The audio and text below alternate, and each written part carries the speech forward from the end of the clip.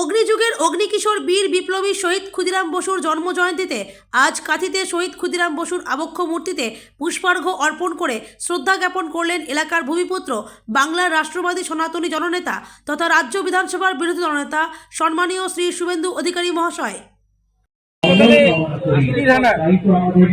শুধু ব্যক্তির নাম বলা ঠিক না, পশ্চিমবঙ্গে যতগুলো মেডিকেল কলেজ আছে আমি শুনেছি সেখানে ইডি হানা দিয়েছে। এটা নতুন কেস নয়। বেশ কিছুদিন আগে কলকাতাতে আমাদের electronics complex PSA NRI medical কোটাতে অ্যাডমিশন নিয়ে একটা দুর্নীতি হয়েছে। এতে সব মেডিকেল কলেজ যুক্ত পশ্চিমবঙ্গ সরকারের স্বাস্থ্য দপ্তর, ডাইরেক্টর অফ মেডিকেল এডুকেশন, তারা এক্সটার্নাল অ্যাফেয়ার্স মিনিস্ট্রির এনওসি ছাড়া ফ্রড করে 18 সাল থেকে এই ধরনের অ্যাডমিশন করিয়েছেন এনআরআই কোটাতে।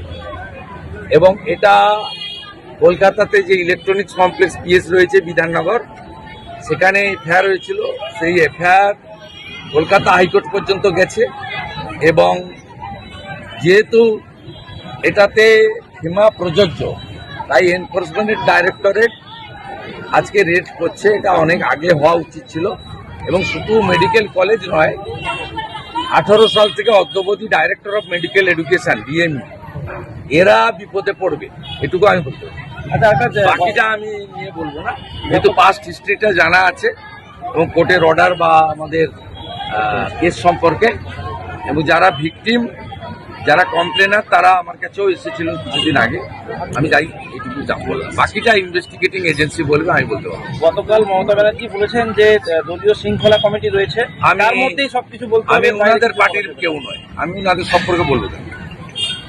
ওনার পার্টিতে শৃঙ্খলা থাকবে কি বিশৃঙ্খল হবে, কিভাবে নিয়ন্ত্রণ করবে, ওটা ওনার নিজের ব্যাপার। ওটা পারিবারিক পার্টি এবং একটা কোম্পানির মালিক ঠিক করবে তার কর্মচারীদেরকে কিভাবে নিয়ন্ত্রণ। তাহলে বেফাস মন্তব্য বারে বারে যারা করছে, আমি ওনাদের পার্টির ইন্টারনাল ম্যাটারে বক্তব্যই রাখবো না, ওটা আমার সাবজেক্ট নয়। বলছি দাদা, আজকে পুরো চেয়ারম্যান, প্রাক্তন চেয়ারম্যান আপনার সঙ্গে আজকে না, উনি ক্ষুদিরাম বসুকে মালা দিতে এসছেন, এতে রাজনীতি খোঁজার কোনো কারণ। আমার সঙ্গে আরো কাউন্সিলর এখানে আছেন, সুশীল দাস আছেন, তাপস দলে গেছে।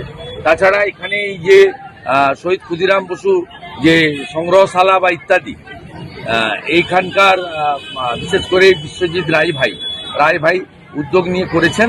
এবং সেই সময়কালে এই যে 16 ডিসমিল জমি, এই জমি দেওয়ার ক্ষেত্রে এদেরকে বিরোধিতা ছিল। আমি পৌরসভার চেয়ারম্যান ছিলাম, আমরা করেছি। সুবলবাবু আমার তৎকালীন সাথী ছিলেন, আজকেও তিনি বয়সে বড়, আজকেও তিনি ভালো কাজে আমরা আছি। আর ক্ষুদিরাম বসু, মাতঙ্গিনী হাজরা, তাম্রলিপ্ত জাতীয় সরকার, দেশপ্রাণ বীরেন্দ্রনাথ শাসমল, এসব রাজনীতির ঊর্ধ্বে। এতে রাজনীতি খোঁজার কোনো দরকার নেই। আইপ্যাককে কটাক্ষ করছে এবার, আমি এসব